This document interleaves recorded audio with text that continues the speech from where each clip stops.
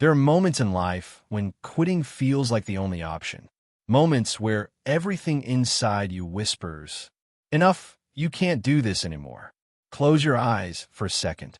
Imagine standing at the hardest point of your life. No applause, no motivation, no energy left. Just you and that voice inside your head telling you to give up. Have you felt that? I have. Everyone has. But here's the difference. The people who reach the top are not the ones who never doubted. They are the ones who force themselves forward, even when their mind begged them to stop. Napoleon Hill said it clearly. Your breaking point is often one step away from victory. And that step, that final push when everything hurts, is exactly what separates those who try from those who actually win.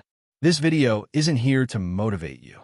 It's here to remind you who you really are when you choose not to quit. It's here to show you that your greatest strength is not in your body or even your mind. It's in your spiritual will. If you're at the edge right now, if a part of you feels like letting go, this may be the video that saves your purpose.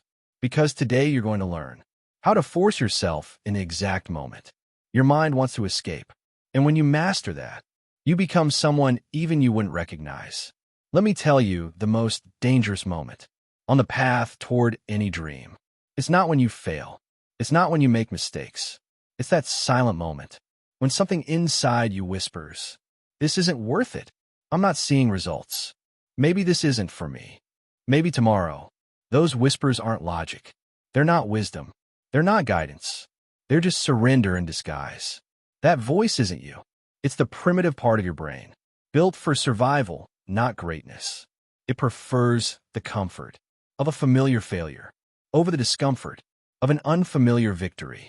Napoleon Hill watched this happen to every great leader he studied.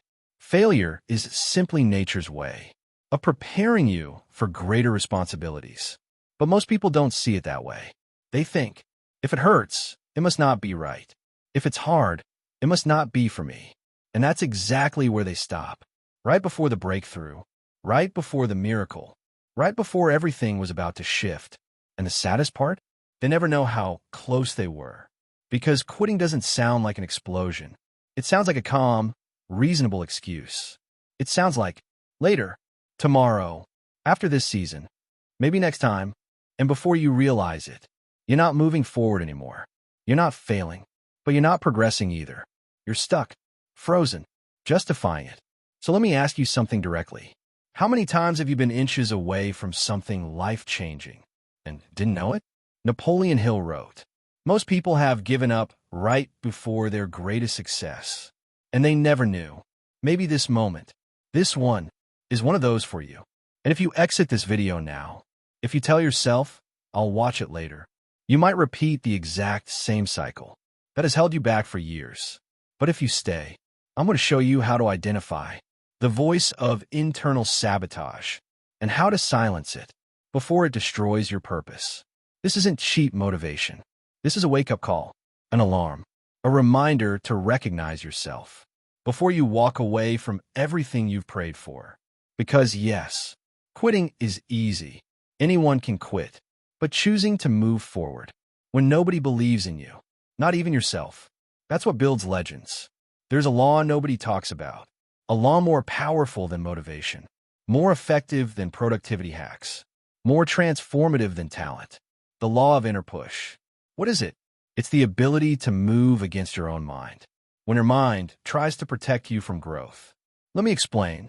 When you face pain, rejection, fatigue, failure, your brain does not want you to advance. Your nervous system wants safety, not success. And so it builds an invisible prison. Maybe later. Maybe next month. Maybe after I rest. Maybe when I'm ready. Does it sound familiar? Here's the truth that changes lives. Your mind is not always your ally. And if you don't learn to push yourself, when your mind tries to stop you, you will never reach your purpose.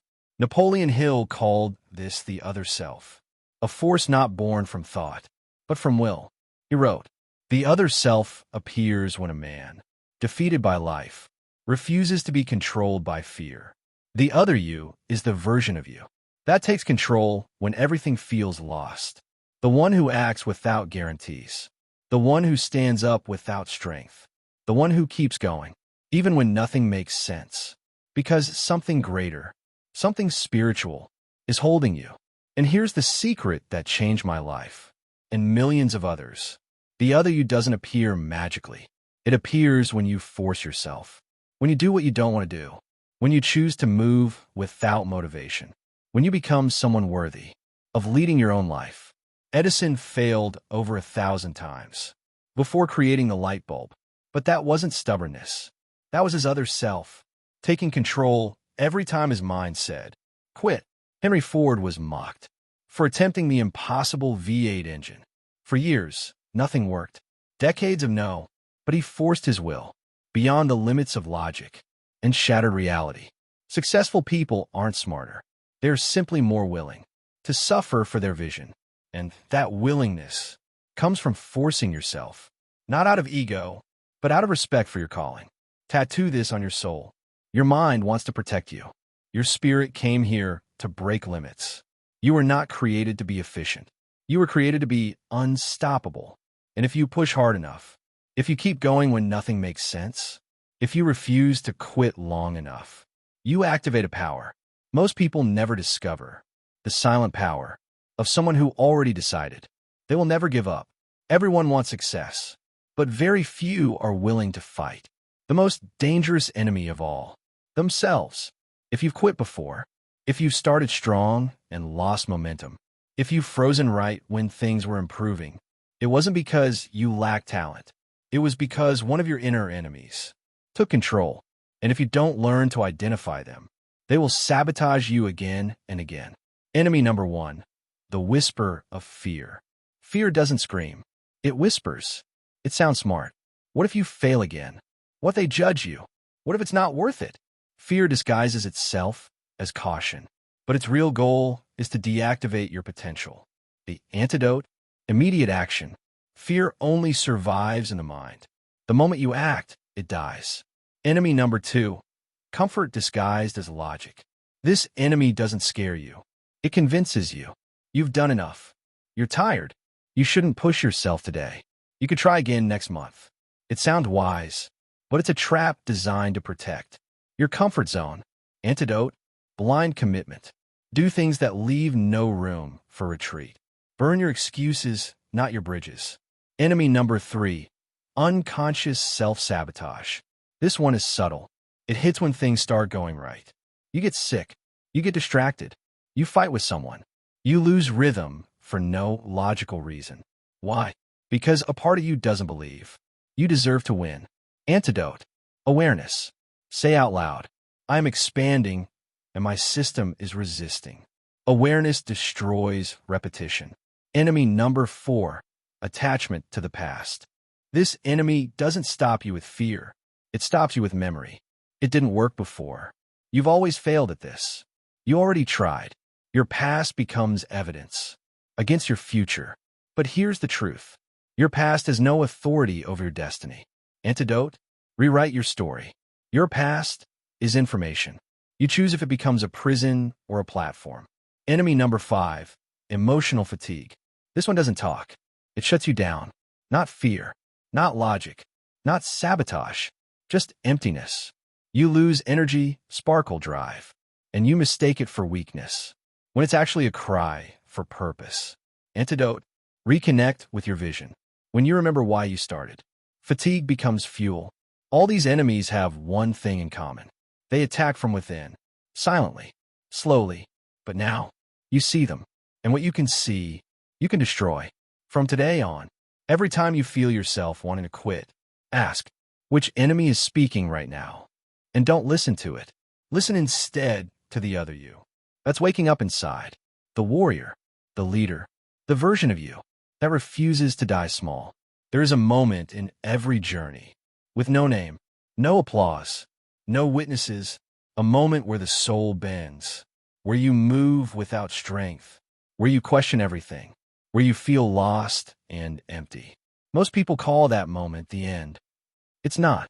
It's the final test. It's the exact moment. The universe asks, are you willing to advance, even without signs of victory? Let me tell you a story. A man once stood at the edge of total collapse. His business was dying. His wife was losing hope. His children felt him drifting away. He was exhausted, broke, ashamed. And in that moment, he decided something different. He didn't ask for help. He didn't look for motivation. He didn't wait for clarity. He stood up and took one step, just one, then another, and another. For weeks he moved silently. No strength, no inspiration, just one unshakable truth. I was not born to quit. Today that man is unrecognizable. Not because he achieved everything, but because he discovered this. Transformation does not happen at the top. It happens at the bottom. And when you feel like you can't go on, when you are breaking, when there is no light, it's because you are close. Closer than you think. Closer than you've ever been. Napoleon Hill said, "Every adversity carries within it the seed of an equal or greater benefit, but only if you resist, only if you move, only if you refuse to quit." Sometimes life must break you, so you can become the version of yourself that cannot be broken again. You're not falling apart. You're being reborn. If you're in the tunnel, in the darkness, don't stop. Not now. One more step, and then another. Even if you shake, even if you cry, every step in the dark brings you closer to a sunrise you cannot imagine. And when you rise from this, you'll look back and say, "It was the hardest moment of my life, but also the most sacred." Most people wait to feel ready. What they don't know is this: action comes before emotion, not the other way around. Waiting for motivation is like waiting for warmth before lighting the fire. It will never happen. If you want to be unstoppable, master these 3 tools to force yourself even on your worst days. Key number 1, the 5-minute rule. When you don't want to do something, work out, study, write, clean, do it for just 5 minutes. Your mind cannot fight something so small. But once you start, something magical happens. Momentum. And momentum is a force stronger than motivation. Key number 2, the invisible contract. Most people make promises, but no consequences. Make a contract with yourself. If I skip my routine this week, I won't use social media for 3 days. If I break my commitment, I won't go out this weekend. If I don't act, I am training myself to lose. It's symbolic, psychological, but it works. Your subconscious begins to take your words seriously. And when that happens, you unlock the impossible. You trust yourself again. Key number 3, emotional anchoring. The mind wants comfort. The soul wants purpose. Every time you don't want to act, don't think about the task. Think about the reason. Why do you train? Why do you build? Why do you study? Why do you fight? Close your eyes. See your future self, the one who already succeeded. Look at them. Hear them. Feel them. Let them thank you for not quitting today. Napoleon Hill wrote, "Great achievements are born of a burning desire."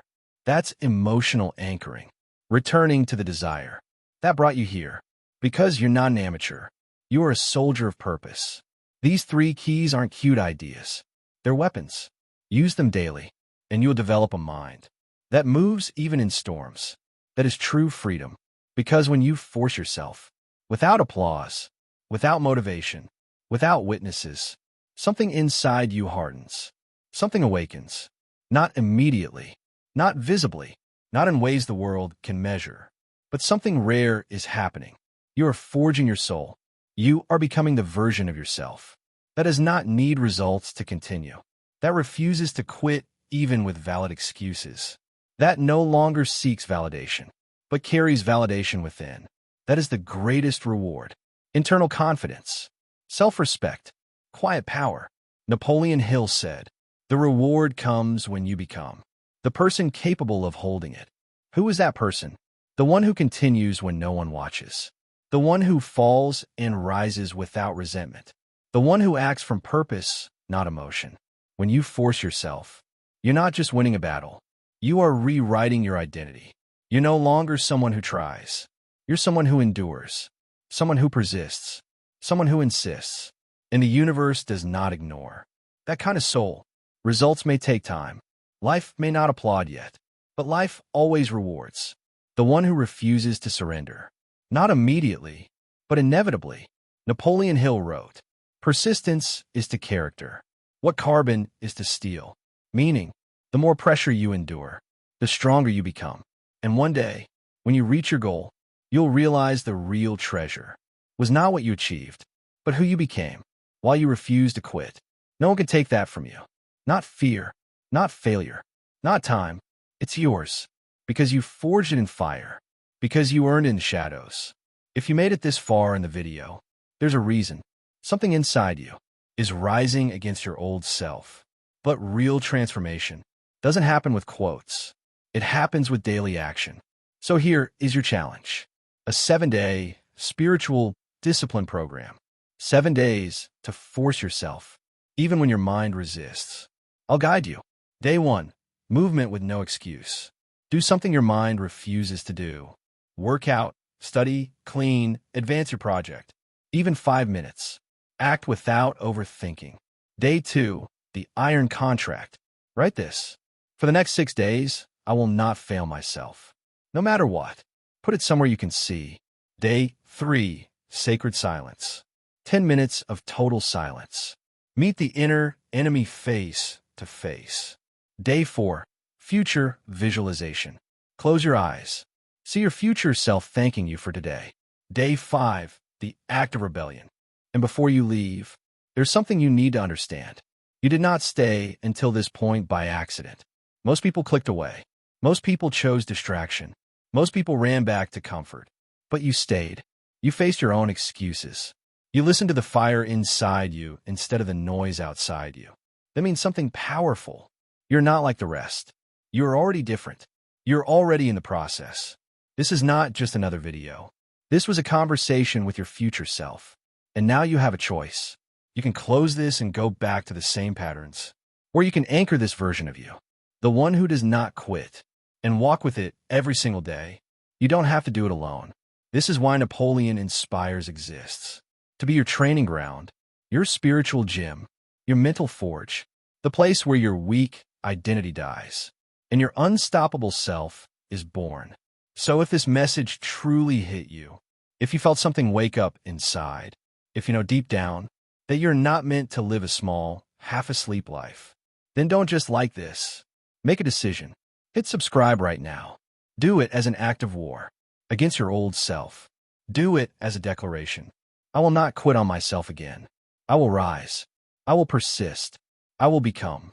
Subscribe and stay close to this voice, to this energy, to this community of people who, just like you, have decided to keep walking even when it hurts. This is not just a channel. This is your reminder, your accountability, your fire. Welcome to the movement. Welcome to the process. Welcome to Napoleon Inspires. Now breathe deep, stand up, and go do the thing you promised yourself.